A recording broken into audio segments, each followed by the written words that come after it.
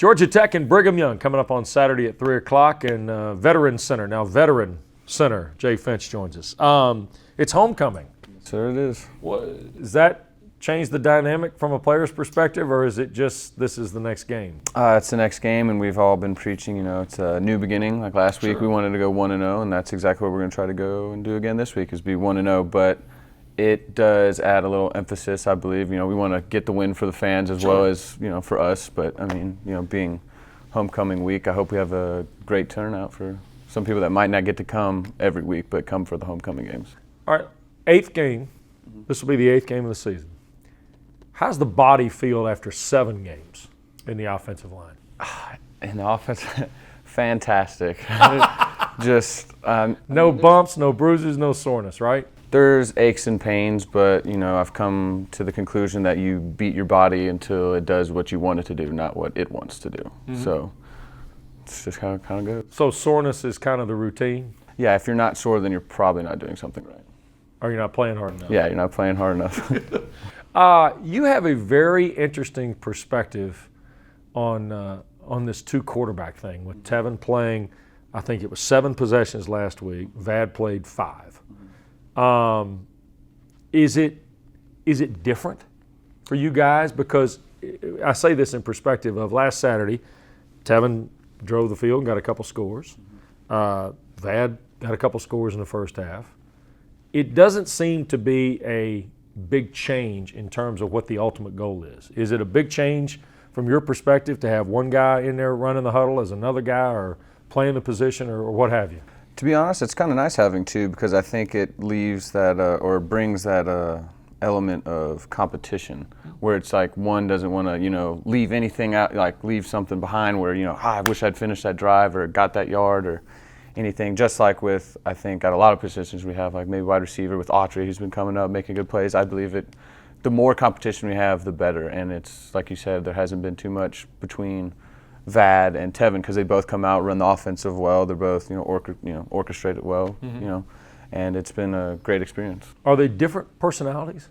I'd say that they both are different personalities, but in the huddle, they're still the same. Still the same. You mentioned competition here a couple times.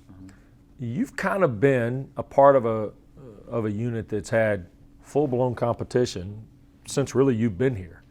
Offensive line competition seems to be a way of life for Coach Johnson. Other places may be entrenched with starters, but the offensive line is always seemingly in a competitive situation. Is that something that's a good thing in terms of the development of all these guys, not just yourself? And golly, you've played great football here for nearly 3 full years. When you start looking at the open competition at other positions, Will Jackson's banged up, so here's Shaq sliding in, or Brian Chamberlain going in at tackle. That competitive nature, does it lead to ultimate success? I believe it does because no matter what happens, you're always going to be putting the best available 5 out on the field. Like, so for example, you said Will went down. The next best has got to be able to step up and compete as well as, go out there and do what we ask him to do. So I believe having the competition is just, part of the game and something that is almost needed for any successful team. Yeah. Have someone behind you pushing you. Like, I like to think that I tried to push Bedford even though he was a 2-time All-ACC. Sure. I was like trying to be there, try to push him because I wanted to play as well, but I ended up playing at guard. I just wanted to get on the field. Well, and to that point, there are guys, a lot of guys in the offensive line. You're a pretty good case. You started playing guard, you're now playing center. Will's played guard and played tackle. You cross-train for other positions here. How difficult is that, or is that just something that's kind of assumed in this particular unit? I want to say so much as assumed as more as it's expected, because if someone does fall down, you've seen people do get banged up and hurt. Say we run out of guards or tackles, we need someone else. You mean like last spring? Like last spring, for example, if we run out, someone has to be able to move to adjust because just because we run out of, the tackles doesn't mean we don't need a 5th offensive lineman. We need another person. So that's one thing that I think has benefited a lot of our players is that most of them have played 2 positions. It's because they're familiar with, I know what Will's going to do on this play because, I've played that position and I've done that play before. I know what's going to happen, even though I'm playing center, So, the competition's a good thing, I think. All right, here's a question you can only ask an older guy who's played a little bit. If you had to pick 2 or 3 young guys that are really going to be good players in the offensive line, Who are they? Shaq, who's definitely come a long way, I think, from when he's first started last year. He's an interesting piece in that line, isn't he? Yeah, He moves really well for a guy his size, doesn't he? he does, and Siwak might harp him all the time, but he's always quick off the ball, and it's a great person to have next to me, as well as Uzi on All ACC or All ACC and All American as well. As to I see a future All ACC and possibly All American. But also I'd say Brian Chamberlain. He's come a long way. I've seen him develop so much through spring and all the way up. I was gonna say all the way up until he got hurt. That I was gonna say I thought personally we'd see a lot more out of was I call him Tron, but you know him as Trey Braun. He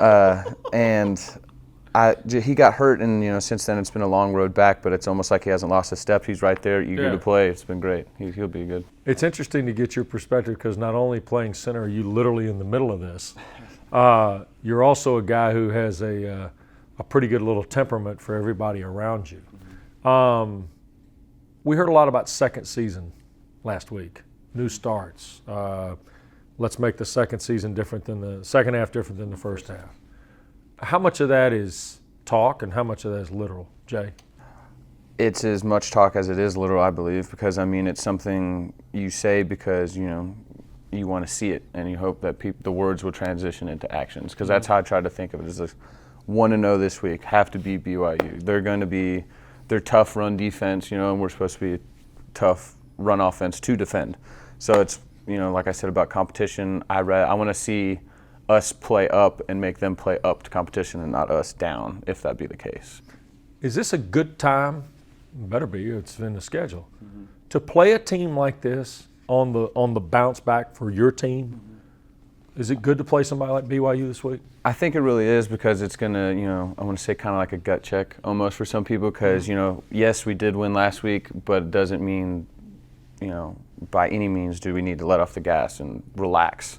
We need to, because, they've lost to Notre Dame, I think, Utah, and Boise, and Oregon State. All good teams. All four teams that at one point or another either currently or were in the top 25.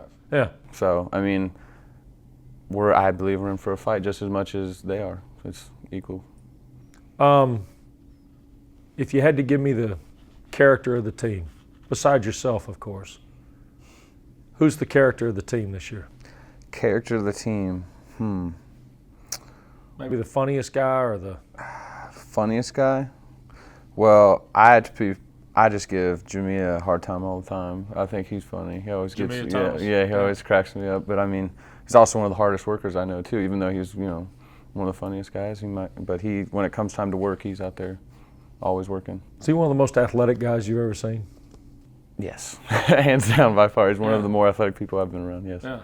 Besides yourself, of course. Oh no, you put me in those knee braces, all athletic ability. Is that right? Out the door? Yeah, it's just brute strength and determination. Yeah. After that. All right. Jay Finch, Georgia Tech, Brigham Young. Saturday at 3 o'clock, our radio coverage starts at 1.